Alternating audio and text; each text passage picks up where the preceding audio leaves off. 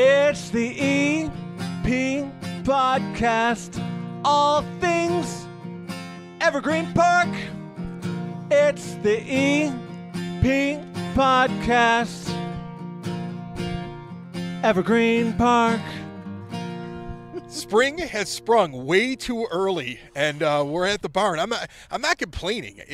It's weird. It's like I know there's snow coming in April because we're getting good weather this week in Evergreen Park. Mary Kay Nielsen is here, and I'm actually here at her place of employment, the barn here in Evergreen Park. How are you? How could you not resist being out on a beautiful day like this? Do you really want to be at the bar? I mean, I like the bar. Don't get me wrong, but no, I'd rather come here and do my show. This is everything. You know, I come here and visit all the time, and I'll be honest. Like, there are times where I'm like, oh, I gotta lug the camera out. I got to go see somebody else to do the interview. Yeah. You're the one I enjoy the most because I'll be honest with you, like, this barn is cooler than most people think that it is. Like, you always give me a little tour like I haven't been here before, and I'm always like, okay, I'll go see this again, and because I love it. But you have like this visitor center that's in there that is just the neatest little, like, it looks like a classroom, really. Like, you could probably bring classes in here for field trips and things like that. But, like, if any kid comes by, like, you have little kids today, it's a Monday, and their grandparents are walking around the barn to check out all the animals. You know, it's a free experience in Evergreen Park with all kinds of things for kids to do. And that was one of the things that we just looked at right now. Tell me a little bit about that. Right. So, you know, I mean, my background is an educator, right? Yeah. Librarian as well, and so when we were able to secure the visitor center, I went right out there. I pulled my teaching supplies in. We have got like a bug center for, you know, so it's meant to be nature centers. It's meant to teach you a little bit about the barn and about the area surrounding the barn. We got a horse grooming area because don't you just want to groom a little plastic horse's mane? I saw the big horses getting groomed when I walked yes, in. You did. Yeah. I mean, everybody wants to put their hand on a horse. So from the birds to the bees to you know, the insects, everything, we have it all set up. We change it out. We've got puzzles, and that's what I want. I wanted to provide a place where grandparents can come, your stay-at-home moms, your little ones can come in. You can sit with them. You can do it. There's a coloring station. We had Lyons Township High School come out, and we changed up our classroom, our visitor center. We made it for, you know, the Lyons Township High School students. We did a whole apple. They did a grafting exercise and everything in the classroom. So it's meant to be community space is what I want it to be. I use it for the Aero students who are for ages 14 through 22. We're going to be doing planting this week, our seeding. So it's meant for all these wonderful things, and it's meant for people to come out and enjoy it and experience it. What people don't understand when they drive by it here at 91st in California is how sprawling everything is. You have the barn here, but then you have multiple pastures, multiple pens, because you have to rotate the animals through because they're going to eat the grass. They're animals. Yeah. They're going to make it a mess, and it needs a chance for that area to heal afterwards. Right. And you're doing an awful lot with how much acreage is this right now? So we are only about like a little bit more than 1.5 acres, which we could use more. What's space. the normal for 2 horses, some goats, some roosters, a bunch of chickens? For 2 horses, you want to figure an acre for each horse. Okay. And then a little some. Okay. Okay. So that is one of the things that we struggle with because right now we're only using these 2 pastures, and like you said, they use the fence line for their poop area. Can I say poop area? You can say poop. Okay, good. It's a podcast. You can say a lot. It's a podcast. They use the fence line for their, and so that main area is their eating area. Yeah. And so like with last summer, I'm going into my 3rd summer here. So the first summer, man, we were hot, or I thought we were hot. Last summer, I learned what the definition of hot was on those heat index days. And the grass does not allow to grow. I mean, that last year was the first year that we did watering. Because, you know, I learned. You might have to do it this year, too, because, like, everybody's enjoying the fact there's not a lot of snow. But that's going to have an effect on everything around here, right? At James J Sexton Park and at the barn, it's going to be a little bit of a struggle this spring. Your gardens, everything is going to we're going to be facing an earlier drought, I'm afraid, because right now the ground is not as frozen as it would be, right? The ground would be frozen for all of January, it's all of February. Seriously.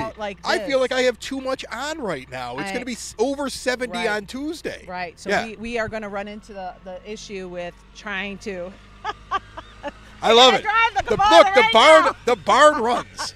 I can't tell them all to stop. We stop for no Yeah, I can't tell them to stop working, right? I mean, the horses are eating over my shoulder. People are walking by. Yeah, there's people just. To the It's a beautiful day. People see two people with microphones. They're like, "Hey, what's going on, guys?" Yeah, we're doing nothing. We're just standing here. That's all we're doing. All right. So it'll be an interesting time for you. How was the winter overall? Because I think I asked you this going into the winter, what it's like for these animals in the cold, and the elements, and does it become like something where nobody comes by and sees you and they get lonely? Like, how was the winter? I do get lonely. We have our frequent visitors, and that's a beautiful thing. But people don't realize that, you brought up an important part. When people drive up and down 91st, they don't often see the animals, because right now we're in the dry lot. Yeah. Okay, behind the barn. And we will spend our morning here right now. There's no grass out there to eat. So they're eating their hay right now. So when people drive by and they go, "Oh, the animals aren't out." Well, yes, they are. They're just in a different spot. Okay? I'm going to move in case anybody's looking on the camera.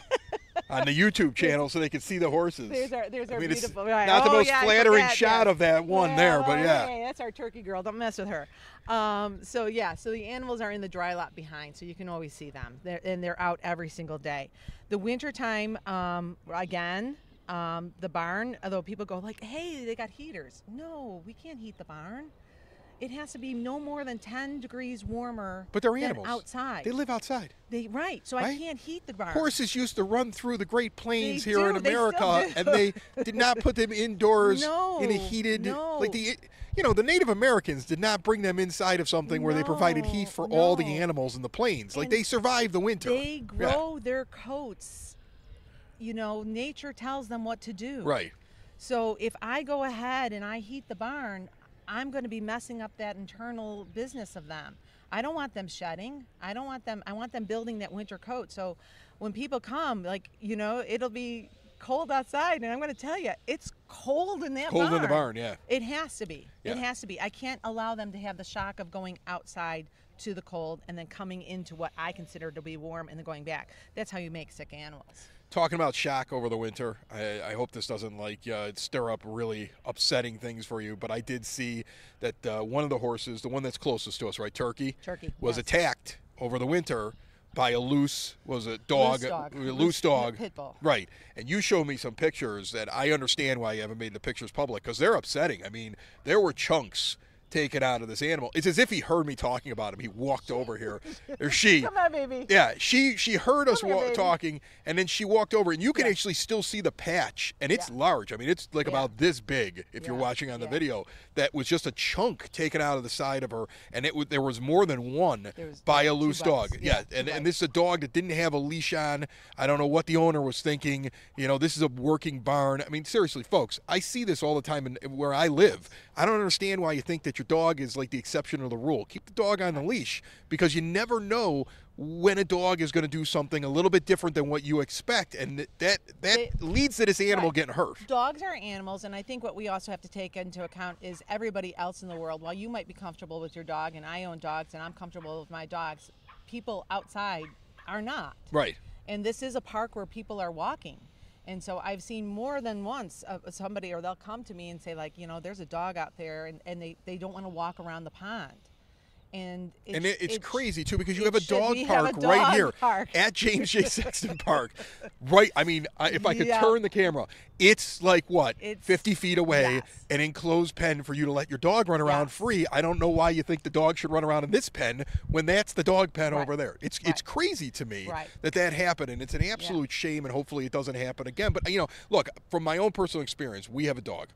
The kids think the dog's the smartest dog in the world. Like, our dog's the smartest dog. I know our dog is dumb, all right? I know he's a dumb dog. I hope your dog he's doesn't cute. see this podcast. He's cute, but he's dumb. He knows he's dumb, okay?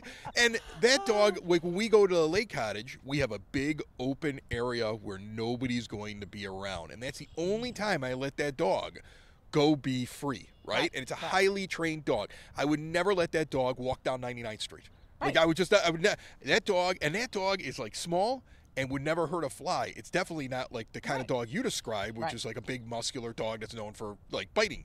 Not that they're all bad, but I mean, but that's the thing. And like, I know better than to let mine walk around without one. I think so. Look, it's beautiful out. It's dog walking season.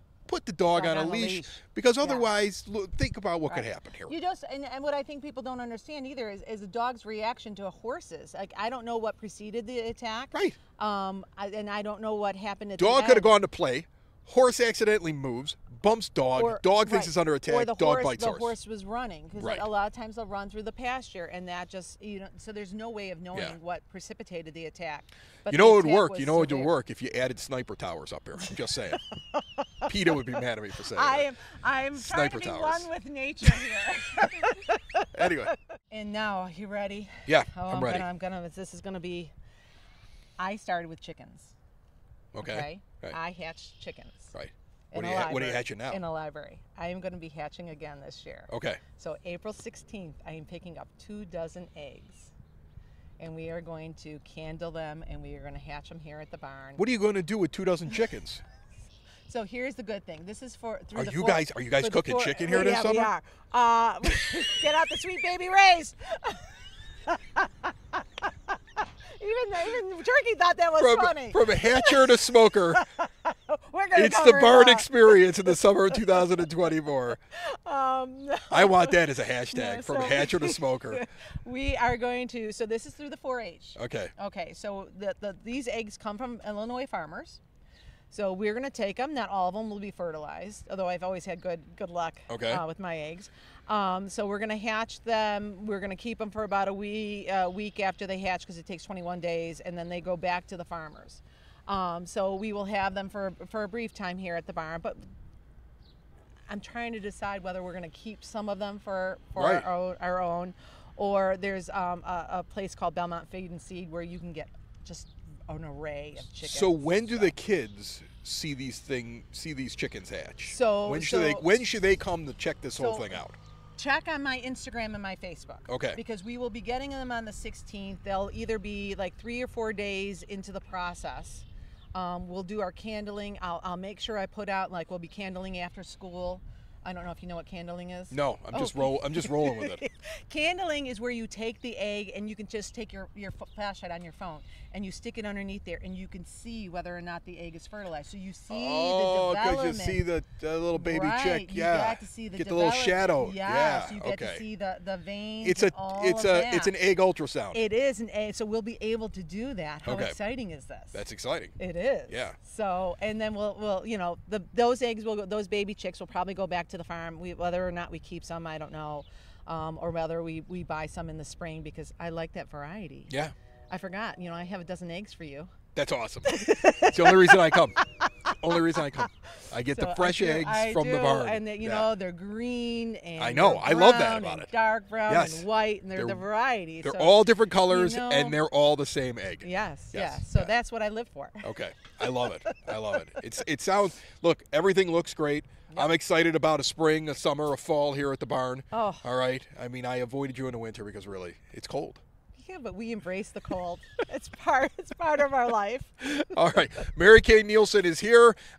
This place is open every day, right? Every day. Every day. We close at 5. So okay. We open at 7. From 7 to 10 is our grooming. From 10:30, the barn is open. You're more than welcome to walk through, visit our visitor center, go back and see the chickens. You can always walk around the barn. Right. The paths and everything is open, and we'd love to see you come out. Awesome. Thanks for having me. Thank you for coming. I appreciate it. It's the EP Podcast. All things Evergreen Park. It's the EP Podcast. Evergreen Park.